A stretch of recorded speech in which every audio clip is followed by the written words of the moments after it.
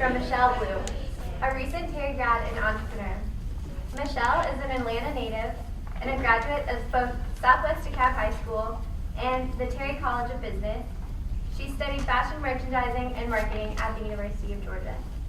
I don't want to tell you too much of Michelle's story for her, but I will say that she and her business partner founded the company Benet in 2013, and together they've had an amazing impact on countless girls and young women. Please join me in welcoming Michelle Blue.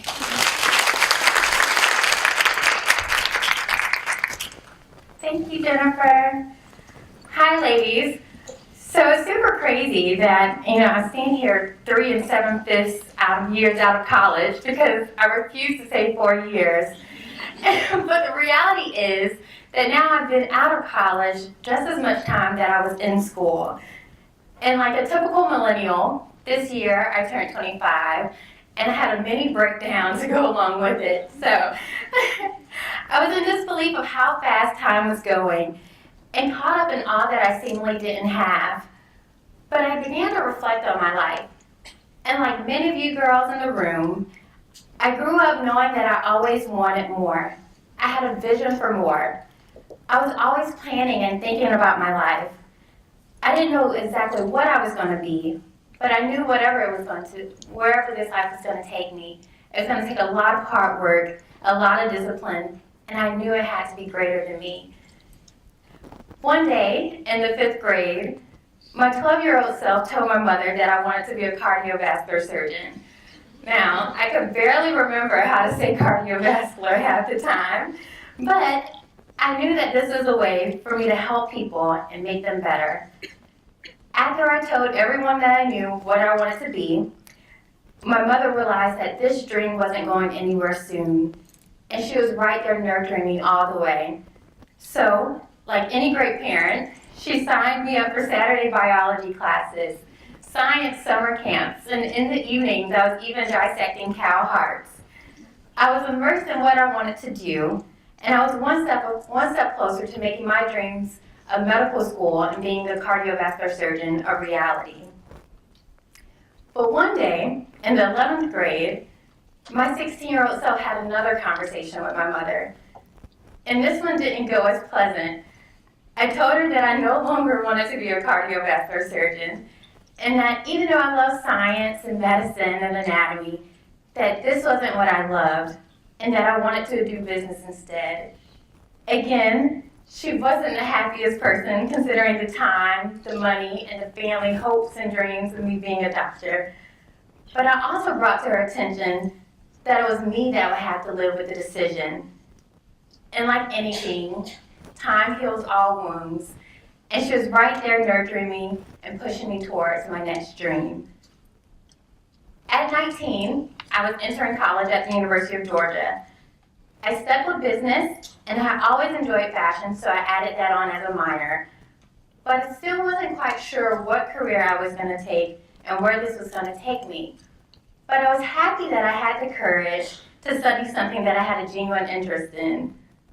But like I said, I was always thinking, and I was always planning, and I had the next 4 years of my life already planned out. A plan that quickly changed. I knew what classes I wanted to take, I knew what organizations I wanted to be a part of, with timelines and goals in place. And so one of my goals was to have an internship the summer of my freshman year. Now this is almost unheard of, coming out of your first year and getting a paid internship, but it was my goal, and I was set on making it happen. And as planned, I started working with a Fortune 50 company, making great money. But I soon realized that the 8 hours a day, 5 days a week in a cubicle wasn't the best fit for me. And again, it left me not knowing what was next. The following summer, I decided to do something completely different. And instead of an internship, I decided to go on a study abroad trip to Ghana. A trip that would forever change the way how I saw the world. I went with my fashion merchandising program to learn more about the textiles and the culture, but walked away with so much more. During my trip, we had the opportunity to do a lot of outreach. And one of the programs I went to, I met some really amazing girls. Girls who were fighting for hope, fighting for a future, for an education, to be able to provide a better life for themselves and their families. And I heard stories of girls like Munira, who was harvesting food to be able to go to school, and Esther, who was washing dishes at her neighbors' houses, fighting not to lose hope. And when I returned home, my mom asked me 1,000,001 questions, and all I could tell her was that I was more aware, and I knew I had to do something with this awareness. I shared my experience with my best friend, Sasha, and it was then that we started thinking about how we could help. I knew that after hearing these stories that I wanted to help girls with similar stories around the world. At this time, we were just juniors in college, so just like y'all, I was broke. So we knew a one-time donation wasn't going to get us very far, but that we had to do something that was greater than us. It was then that we decided to merge the reasons why I was there. And it was then we had the idea to start a fashion company to help support girls around the world continue their education. And of course, in perfect Michelle fashion, we started planning. Senior year had come too fast, and while everyone else was going on job interviews and discussing what companies they would be working for, I was contemplating a completely different journey. One that was less traveled and one that I knew I had to take. One day, my senior year of college, my 22-year-old self told my mother that after college I wasn't going to be taking a job and that I wanted to start my business instead. Now, my mother didn't take this the best, but I let all the crazies and everything get out of her system. And with time, she saw my diligence and she realized that this too wasn't going anywhere soon. And she was right there nurturing my dream. During the last semester of college, I had spent a lot of time praying, thinking, reading, trying to figure out if I was going to follow the vision I had to grow my business, to provide a better life for girls through an education around the world. Yes, I had my fears. I had my doubts. But I knew that letting go of your dreams can be one of the biggest travesties you can make. And I knew that wasn't a risk I was willing to take. And there was no better time than now.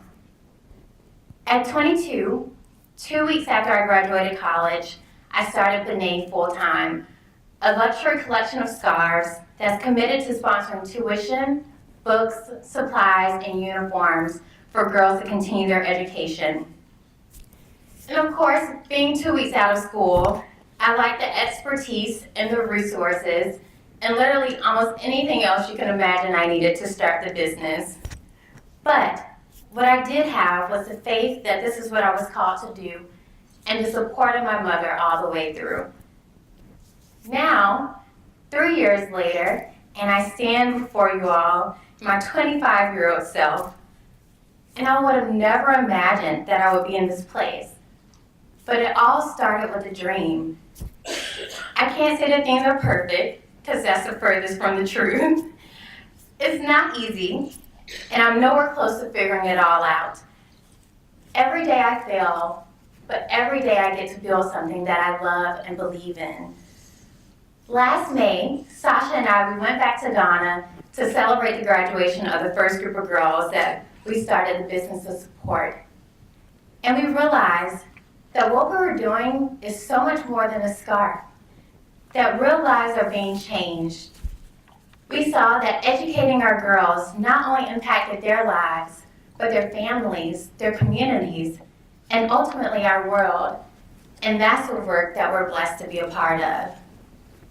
I stand before you all not on the side of arrival nor complete fulfillment, but on the side of being so gripped by my dream and believing so deeply in that I couldn't turn it loose. On the side where my fears and inhibitions were not enough to hold me back. On the side where I realized that if I did not move, the lives of those I'm meant to impact would never be the same. And I've learned a lot of things along the way. So whether you're going into the boardroom, operating room, classroom, there are many tips that I learned that can help see you through. So first, to thine self be true. Shakespeare said it best, right? As you saw in my story, I had several conversations with my mother about what I wanted to do with my life. But it took a lot of time and a lot of self-reflection. You have to continuously ask yourself, what is my passion? What makes me happy? What are my strengths? And what is this life that I want to live? And believe it or not, it's one of the hardest things that we have to do because there's so many pressures and expectations from our families, from our society, and what they think we should be. But to be true to yourself, you have to be honest and be aware of who you are. It requires you to speak up. It requires you to be uncomfortable, and sometimes it's inconvenient. But as it seems in the moment, it will set you free and it will allow you to live the best life for you. So don't be afraid to fight for it. Lesson number 2. UGA's mission is to teach, to serve, and to inquire into the nature of things. So continue to be a lifelong learner. If you're not learning, there's no growth. I think all of us being on campus, we've taken for granted the resources, the lectures, all the discussions that we have on campus.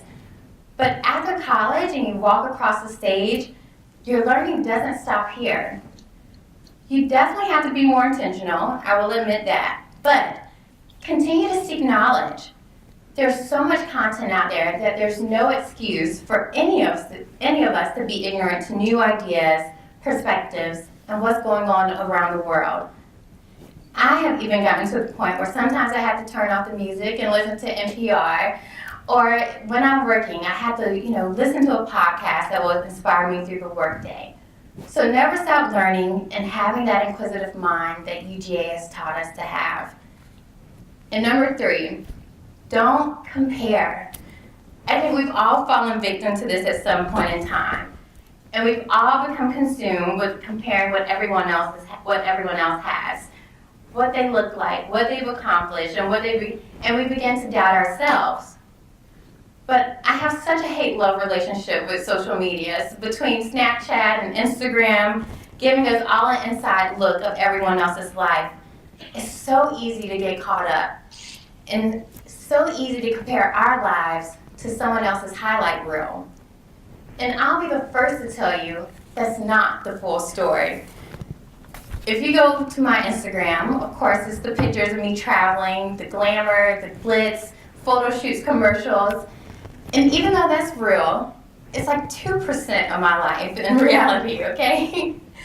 But unfortunately, what I can't show you and what I would love to share is that the entrepreneurial struggle I'm really living of having no money, of all the failures that I've experienced over the years, and working and not going out on the weekends. So focus on yourself and trust the timing of your life, knowing that everyone's path is different and everything that you see is not everything that it seems. So your job is to get ready and run your race. Number 4, relationships. Relationships are literally the most golden thing that you have. Everyone always asks me how we've gotten such great opportunities, and it's mainly the relationships that I've been able to build with people over the years. Whatever career, whatever job and path you decide to take, you can't do it alone. So never forget to build relationships with everyone around you, whether it's your teachers, your counselors, your classmates. When you go to career fairs and networking events, don't just be on a mission to collect business cards, but make sure you're having conversations with people and finding a way to connect with them that is not just about what they can do for you. I promise you, it's always the little things that will set you apart and take you very far in this life. I'm always the one to send a really quick handwritten thank you card, or sending out Christmas cards to mentors and people that have helped me out throughout the year. So don't just reach out to people when you need something. Focus on what you can give rather than what you can get. Number 5, now I probably shouldn't quote this, but in the words of Lil Wayne, closed mouths don't get fed, right? So I think it's so interesting that everyone has such an anxiety about being told no. Therefore, we never ask the things that we really want, missing out on the possible yes. But real story, crazy story, when I first started the business, I was looking for a publicist to work with. I was in New York, and I was there for a couple weeks, and I was meeting different people, but unfortunately, I hadn't met the right person for me to connect with and start working with. So, out of pure desperation, I went on LinkedIn and typed in freelance publicist in the New York area. And as I was scrolling through profiles, I found this one girl that I absolutely would have loved to work with. So, super stalker of me, I reached out to her on Facebook, reached out to her on LinkedIn, and asked her to have coffee. She could have easily said no, but she didn't. So we met up, and I told her about the work we were doing and that I was looking for a publicist to help us get started. She then proceeded to tell me that she charges $3,000 to $5,000 a month for her services. And in my mind, I took this as a big no because I didn't have the first dollar to be able to pay her. But she continued, and she then told me that she would work with us pro bono until we could pay her. Now, my mind was completely blown because if I would have never asked her and I would have been too scared of her completely rejecting me, I would have never gotten to my yes. I would have never had a lot of the press that we had with Lucky Magazine, with Pop Sugar. We did a commercial with Pantene. So, there is some truth to the words of Lil Wayne. If you don't ask, you'll always question, what if? Number 6, hustle and heart will set you apart. So people, of course, are going to automatically assume that since I was able to start the business, that I'm smarter or I have some like magical, majestic something that they don't. And the truth is, that's not true. So, when I was in school, I definitely took my grades seriously. But when I graduated, I didn't even know my GPA. I just knew that I had kept my Hope Scholarship, so I had a 3.0, and that was good with me. But what set me apart was that the tenacity and the heart to fight through and figure things out when I didn't know what was next. So after I started working with a publicist, she wanted us to get together our next collection so we could come back to New York and meet with press. So super exciting. Once I got back home, I started reaching out to our fabric supplier. So at that time, we were still purchasing West African fabric and sewing it into scarves. Long story short, my fabric supplier wasn't able to get my fabric in the country through customs. And so this is literally the most devastating news that I could receive at the time. If I didn't have the fabric, I wouldn't have any scarves. I definitely wouldn't have a business, and there was no way I was going to make it to New York in time to meet with press. But I knew I couldn't let that be the end of our story. So even though I had no clue, I had to research and I had to figure out how we could make our own fabric and how we could custom design our own prints. And a year later, after a lot of Googling and trying to figure things out, we were able to custom design and have our own prints exclusive to our collection. And then we were able to go back to New York and meet with press. And it was such better timing. And this taught me that what can go wrong definitely will go wrong, but you have to be able to pivot. And when the plan fails, know not to give up. It won't be what you know, but your commitment to see things through, even in the hardest of times. Number 7 is always greater than you. There's always someone else's life that is depending on you to fulfill your purpose. To me, the money, the success, the notoriety, it doesn't mean anything unless someone else's life is being impacted and changed. We all have our part to play, and it looks differently for everyone. One day, I was back in Athens, and I ran into one of my old residents, and she was just so hyped about the business and the work that we were doing with educating our girls. And I completely appreciated her following our story. But I also had to quickly remind her that the work that she was doing by going into the Boys and Girls Club every week was just as important, if not more, because now these boys and girls saw her on an everyday basis. And I knew their lives were being changed just as well. So, like I said, we impact lives, and it's going to look different for everyone. Whether it's big, whether it's small, it all makes a difference. And whether it's every day when you're going into the office or spending your weekends volunteering, I believe that we're all called to give a piece of ourselves and serve each other through our time, through our money, and through our talents. And lastly, enjoy the journey. Once you graduate, doesn't mean that you figure everything out. Like I said, I'm 25 and I'm nowhere close to having my life completely together.